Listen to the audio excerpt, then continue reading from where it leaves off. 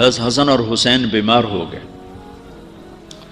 تو اللہ کے نبی خبر لینے آئے تو دونوں بچے بیمار تھے، تو آپ نے کہا حضرت فاطمہ سے روزے کی منت مان لو کہ اللہ تعالیٰ بچوں کو شفا دے تو ہم روزے رکھیں گے۔ تو دونوں میاں بیوی نے 3 روزوں کی منت مانی کہ اللہ ہمارے بچوں کو شفا دے، ہم روزہ رکھیں گے۔ تو اللہ نے ان کو ٹھیک کر دیا۔ تو دونوں میاں بیوی نے روزہ رکھا اور افطاری کا سامان گھر میں نہیں تھا۔ تو ایک یہودی تھا شمعون، حضرت علی اس کے پاس گئے، کہا کوئی مزدوری ہے؟ کوئی مزدوری ہے؟ کہاں ہے؟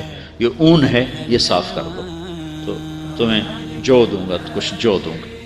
تو وہ اون لے کر گھر میں آئے، حضرت فاطمہ کو دی کہ صاف کر دو۔ انہوں نے اس کو دوپہر تک صاف کیا، وہ واپس لے گئے تو اس نے تھوڑے سے جو دے دے، تو انہوں نے پیس کے آٹا بنایا، کھانا بنایا، روٹی بنائی، سالن تو تھا نہیں۔ دونوں میاں بیوی افطاری کے لیے بیٹھے ہیں کہ دروازے پہ آواز آئی، مسکین ہوں اللہ کے نام پہ کچھ دو۔ تو دونوں نے ایک دوسرے کو دیکھا، تو آدھی روٹی دے دیتے یا ایک روٹی دے دیتے، ایک خود آدھی آدھی کھا لیتے۔ دونوں روٹیاں اٹھا کے اس کو دے دیں اور پانی پہ افطار کر لیا۔ رات کو بھی کھانے کو کچھ نہیں تھا تو پانی پہ کھجور پہ روزہ رکھا۔ اگلے دن پھر حضرت علی شمعون یہودی کے پاس گئے اور اس سے اون لے کر آئے۔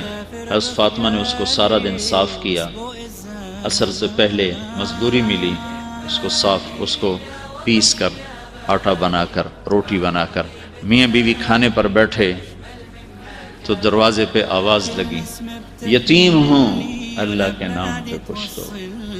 تو دونوں نے ایک دوسرے کو دیکھا اور ساری روٹیاں اٹھا کر اس کو دے دی اور پانی پہ روزہ افطار کر لیا۔ تیسرا دن آیا، پھر وہ مزدوری کر کے روٹی تیار کی اور افطاری پر بیٹھے تو دروازے پر آواز لگی، بدر کے قیدی اس دن آزاد ہوئے، بدر کے قیدی اس دن آزاد کیے گئے۔ تو ایک قیدی دروازے پر آ گیا، قیدی ہوں ابھی چھوٹا ہوں اللہ کے نام پہ کچھ دو۔ تو دونوں میاں بیوی نے دونوں روٹیاں اٹھا کر اس کو دے دی۔ 3 دن کے فاقے نے حضرت فاطمہ کو بستر پر گرا دیا اور بیمار ہو گئے۔ تو اللہ کے نبی حال پوچھنے آئے تو ان کے سینے پہ سر رکھ کے رونے لگے بیماری کی شدت سے۔ تو یہ ان آنسوں نے جو آسمان میں ہلچل مچائی، جبریل قرآن لے کر اترا، وَيُطْعِمُونَ الطَّعَامَ عَلَى حُبِّهِ مِسْكِينًا وَيَتِيمًا وَأَسِيرًا إِنَّمَا نُطْعِمُكُمْ لِوَجْهِ۔ پوری آپ کو سنو پیچھے سے، اللہ نے کیا عزت بخشی۔ پیٹ بھرنا تو جانور کا بھی کام ہے، پیٹ ہی بھرنا رہ جائے تو جانور انسان میں کیا فرق۔